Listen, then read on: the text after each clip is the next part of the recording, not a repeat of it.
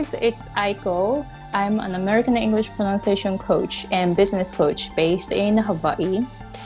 So I have a special guest on my show today, Ned-san. Thank you very much for coming to my show. Thank you very much for having me. Yeah, thank you.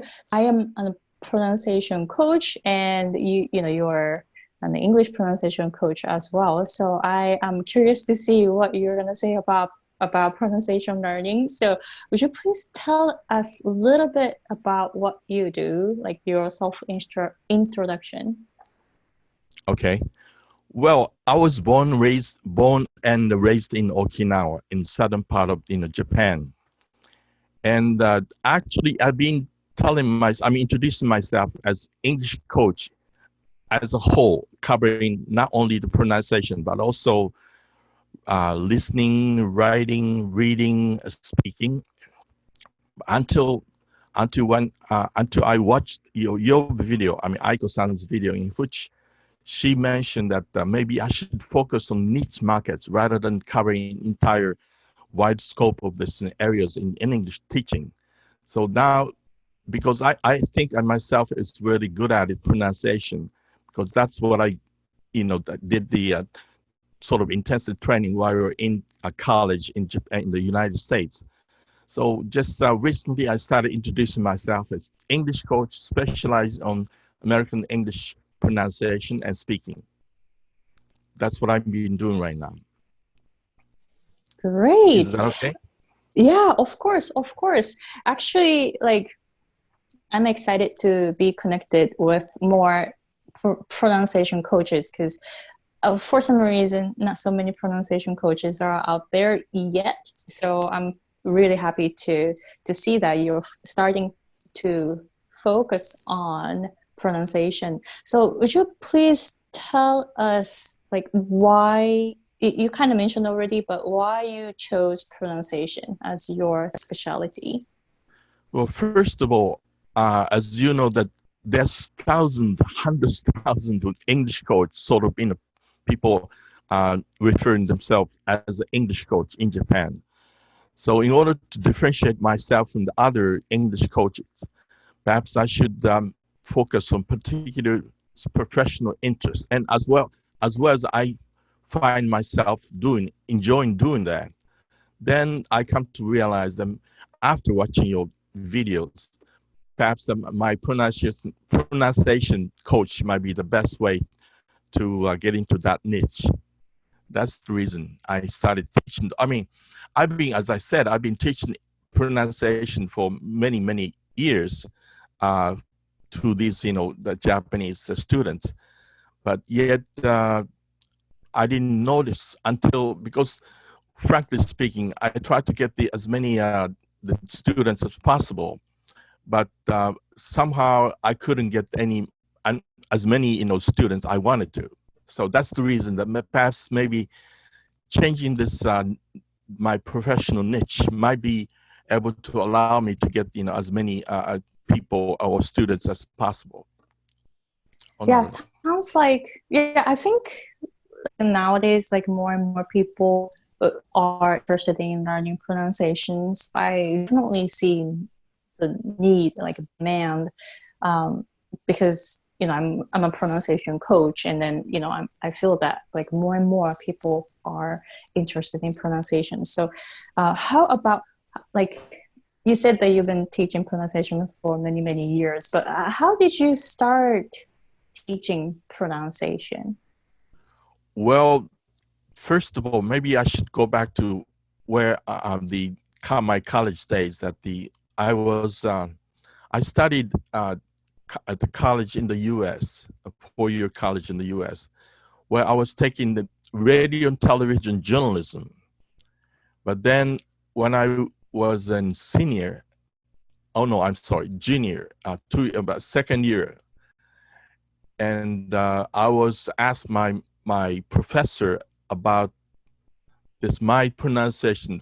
At that time, I had a really strong Japanese accent. And he told me that unless I correct my pronunciation, this Japanese accent, I wouldn't be able to get any opportunity to get on this TV and radio station as a newscaster or the DJ. Because see, the University of Missouri at Columbia I attended to required each student to be on that TV or the on radio station. So in order to qualify myself for that, I have to improve my pronunciation. Then this professor introduced me to this professional linguist, and he was teaching correctional English or pronunciation to stage actors and actresses about how and what's the best way to pronounce. And I got this private tutor lessons from this linguist, and that time I was already 20 years old. So I don't think I was be able to improve correct my pronunciation. But then I was taking about, say, 2 or twice a week, about each ranging about an hour to an hour and a half hours. And then about 3 months later, after taking this private tutor lessons from this linguist, I found myself being able to pick up discern the difference between L and R clearly. That was amazing. Just 3 months intensive training on pronunciation. That's the reason, perhaps, that I know that a lot of Japanese have a difficulty in learning, especially trying to imitate this American native English speaker.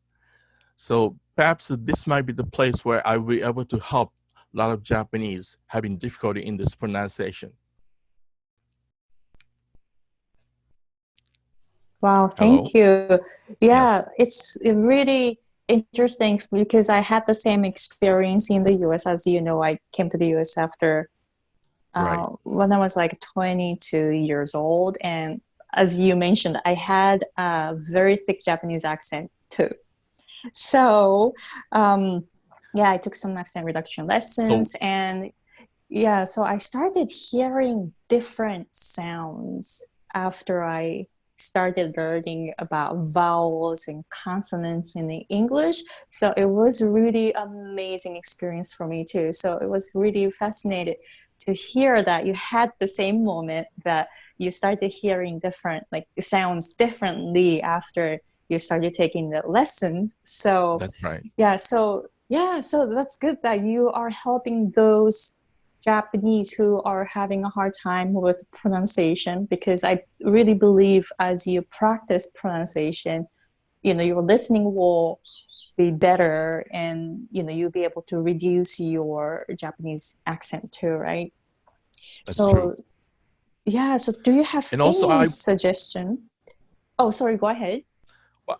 Yeah, I strongly believe if you really want to learn English, whenever someone asks me about what's the best way and the shortest way to improve my English, I always tell them that you should start with pronunciation, because unless you understand, you can clearly pronounce each word, you wouldn't be able to understand what the other people saying. If you don't understand what the other people saying, means your pronunciation might be, kind of little off that hook. That's why you have to be able to improve your pronunciation so that you'll be able to pick up whatever the other people are saying gradually. Yeah, I totally agree. So what would be your suggestion for, let's say, Japanese people who want to improve their pronunciation and listening skills in English? What I'm suggesting to my students, although first start with phonetics. Phonics, and then of course, go through this each step and pronouncing together with him. And after they learn how to pronounce each word correctly, especially Japanese people have, although they, despite the fact that they have, study English in junior high and high school days, even the pronunciation of each word, like in come, go, and things like this, is still having, it's kind of off track. They can't pronounce it correctly. So if you learn how to pronounce these basic words correctly, then you'll be able to start listening. You'll be able to picking up the words, whatever the other people saying. The reason that you don't understand what the other people are saying is that because you cannot pronounce that word, each word correctly. If you can do that, it's much easier, and then you'll be start hearing that, you start hearing this word beautifully and clearly. Yeah, thank you. Yeah, I definitely recommend people to take your lessons.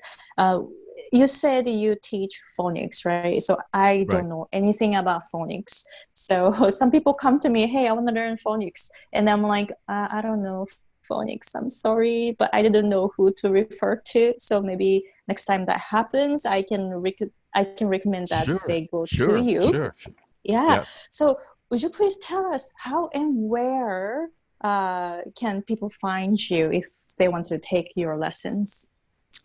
Okay, I regularly get on live on YouTube and also Facebook under name Ned's English. So if you browse through on that internet and by putting say Ned's English, I'm sure that you'll be able to find me. So that's I think the best way to put it. Okay, cool. So let me spell it for people who want to N-E-D find you. N-E-D and English. All right, so N-E-D apostrophe S. Apostrophe, right, apostrophe S. Yeah, English. And English. Right. All right, cool. Thank you. So do you have anything else you'd like to talk about before we end this conversation? Well, if you want to learn, learning English is really give you benefits, very much great benefits, because I know that now these days with the aging population of Japanese society and the sharp drop in the birth rate, I think it's a matter of time before the Japanese may have no choice but have to go out and look for a job in the world. So when you look for a job in the world, of course, you need to be able to communicate with them. But the only language available and which is being spoken widely is the English. So that's why I'm suggesting a lot of, especially Japanese, young Japanese kids to learn English. Of course, Japanese, of course, you have to learn the Japanese first. But then second language, if you want to learn, should be the English. So that someday when you don't have to struggle here in Japan and try to find, that job. If you can't find it, you can go outside of Japan, look for a job in the world. That time you need English. You need to learn how to speak English. That's the only way, and that is the passport to the world. That's it. Thank you. Wow, thank you very much. So I'm going to put the links to Ned-san's social media. So if you are interested in checking out his service, please do so. All right, so thank you very much for coming to my show, Ned-san. Thank you very much for having me.